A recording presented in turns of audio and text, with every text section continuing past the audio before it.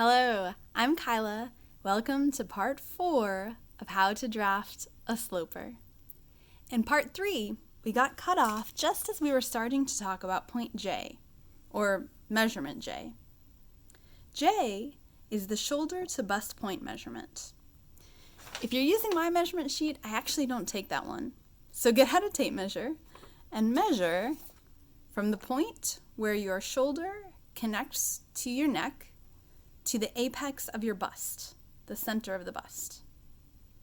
On me, it's 11. K is 1/2 of the bust point to bust point measurement. Point to point on me is 8. Half of 8 is 4. So I'm going to measure a line from the center front over 4 inches. And I know somewhere in that range of line is where this point needs to be. Then I'll measure 11 inches down from the point where the shoulder connects to the neck, and where that 11 meets that 4, there's the bust point.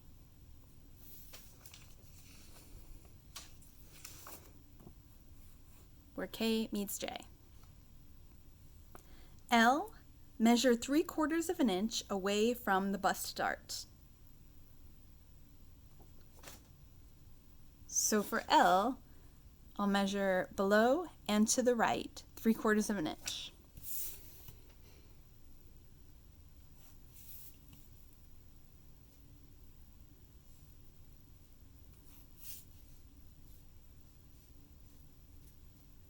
Those 2 points are where each dart starts. M, the side dart should angle down 1/2 inch to 1 inch off the horizontal at the side seam. I'll start by drawing a line that's the horizontal across K.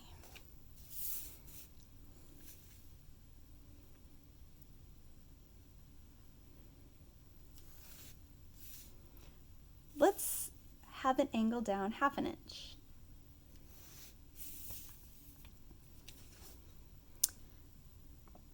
Side dart. Down here, it gives measurements for the side dart based on the bust measurement. My bust is 36, which falls in between the 35 and 37. So for a 35-inch bust, the side dart should be 1 inch wide. For a 37-inch bust, 1.5 inches. So for 36, I'll split the difference and make it 1 1/4 inches. So from that line I just drew, I'll measure down 1 1/4 inches. So those 2 points will be the end of the bust dart. N, waist dart, should be drawn with equal legs. The prescription for the waist dart is based on the difference between the bust and waist measurement.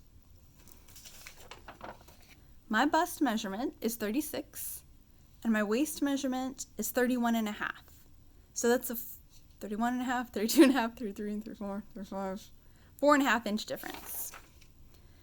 If it was a 6-inch difference, the dart would be 3/4 of an inch wide. If it was a 4-inch difference, 1/2 inch. It's closer to 4 inches, so we're going to go with that. So I'm going to start by drawing the center of that dart, a line perpendicular to the horizontal, down from the bust point.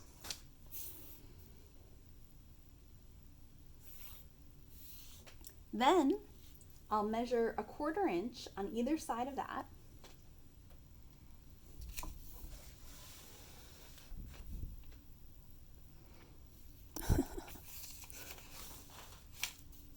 Here.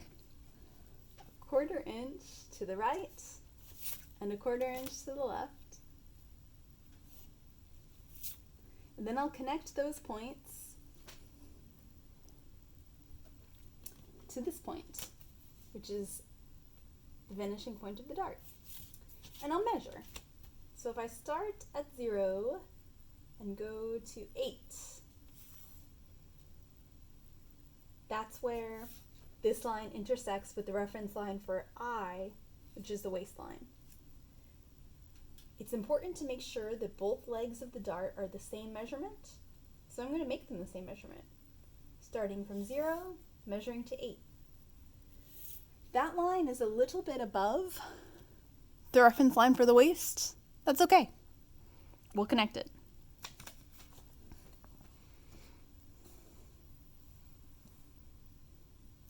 O is the underarm to waist minus 1 inch plus the side dart in front.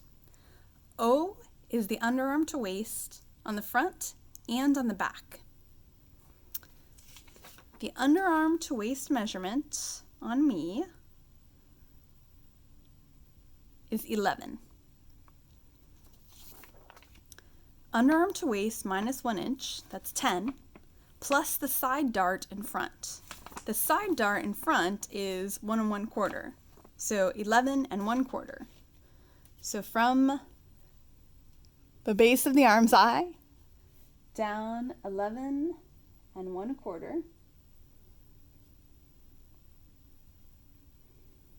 And that 11 1/4 point intersects with the end of the reference line of I, which was 1/4 of the waist.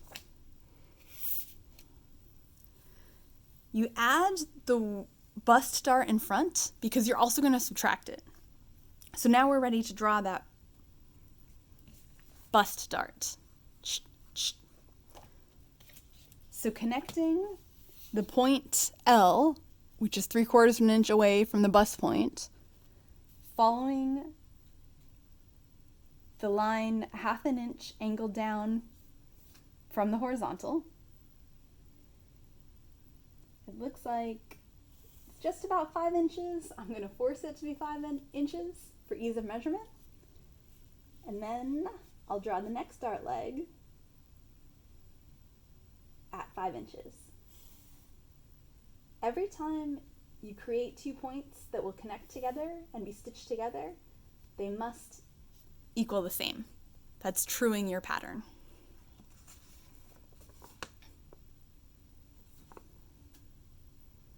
I'm going to stop this segment of the video there. We've got the side seam, we've got both darts. We'll continue in the next part.